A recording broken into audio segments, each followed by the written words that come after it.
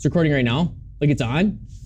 All right, so I probably shouldn't even be making this video because quite honestly, I don't even think I fully understand the topic good enough, yet alone good enough to talk to others about it. But we're doing it anyway. We're doing it anyway because when I was reading this book, and I'm going to show you the book in a minute, when I was reading this book, something kind of just like clicked for me, and I had at least some clarity on free will and God, like one of those aha moments. And I felt that it was definitely something worth talking about and sharing. All right, so welcome to the channel. If you're new here, my name is Chris, and today I want to talk to you about God and free will. And if you look around, by the way, and you notice this, and you haven't seen any other videos, kind of redoing this room, bonus, the ceiling's almost done, and I've started on the flooring, so there's that. So anyway, I want to talk about free will, and I was reading the book, Mere Christianity by C.S. Lewis. If you're a Christian or you're kind of maybe just wetting your toes into Christianity, this is an awesome book. It really is. But disclaimer up front, it's very hard to read. It was written a long time ago, so there were definitely areas that I had to like backtrack and read again just because of the type of the language that they use and the way it's written. But it really is a great book. I'll put a link for this in the show notes below if you want to check it out to purchase it. But quite honestly, if you don't want to spend any money on it, your library probably has this book. All right, so when we start talking about free will, there's a lot of questions that people often have, myself included, like a lot of questions. Like, why is there so much evil in the world? And why does God allow these evil things to happen? And why does the world suck? Like, really, why does the world suck? It's a great question. It's a great question. So then if the world does suck so bad, why did God give us free will? I mean, why even put that out on the table, right? Because if there's one thing I think we can easily determine is that free will, it equals evil, like just sheer evil, right? And as C.S. Lewis is talking about free will, I have this aha moment, and I'm gonna read this spot real quick. It's on page 53. If you've got this book, I encourage you to check this spot out. But it's on page 53, and it says, "Why then did God give them free will? Because free will, though it makes evil possible, is also the only thing that makes possible any love or goodness or joy worth having. A world of automata, a world of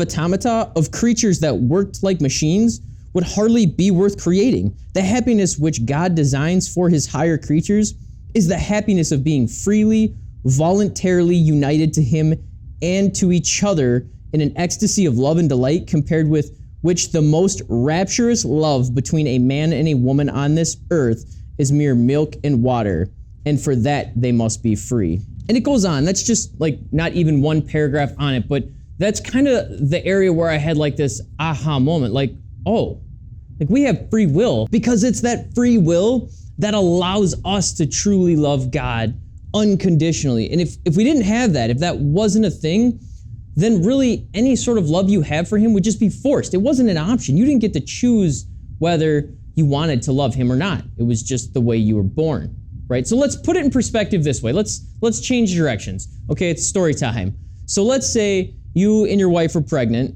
or you are pregnant, depending who you are in this situation. I'm not able to have kids. So in this case, for me, it's my wife. My wife is pregnant, and we go to the hospital. Okay, so we arrive at the hospital. She's in labor, and as we get there, the doctors look at us and they go, "Hey, we got this new technology now. We can actually choose whether or not you want your child to have free will. And if you do, then they'll be like all these other kids out here that you know. But if you don't, then they won't ever be able to do anything evil. Like, they'll just do everything you say exactly as you say it. They'll love you, and just that's how it's gonna be, right? Like, there's no choices for them. They're kind of just robots, okay? And I know some of you out there are like, wish I had that with my kids.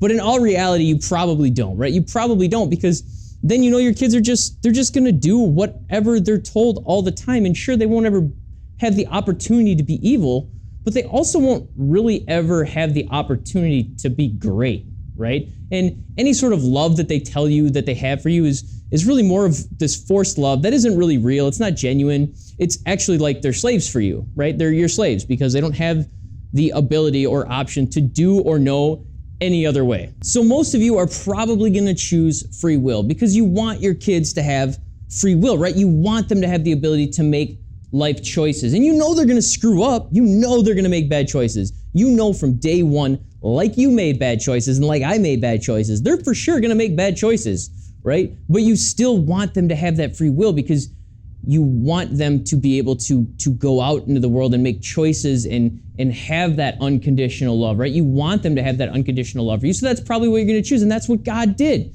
He was willing to risk all the evil that this world has ever seen in hopes or knowing that some people are going to choose God and they're going to choose to love him unconditionally. And that's much like you would for your kids, but like on a whole higher level, which brings me to another takeaway that this book discusses, and that is the strongest love between a man and a woman is nothing compared to the love with God. Okay, so think of the person you love in this world the most. Okay, you have the ability to love them because of free will. You can truly love that person.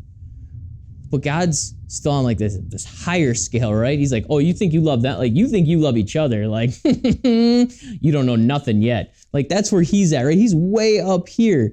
The more free will we have, the possibility of love is stronger. Okay, because I bring that up because some people are like, well, why did he have to give us like all this free will? Like, why is there so much evil? Well, because for there to be so much love, there has to have the opportunity to have so much evil, right? Like, you have to have all of that in hopes that you can have all this love.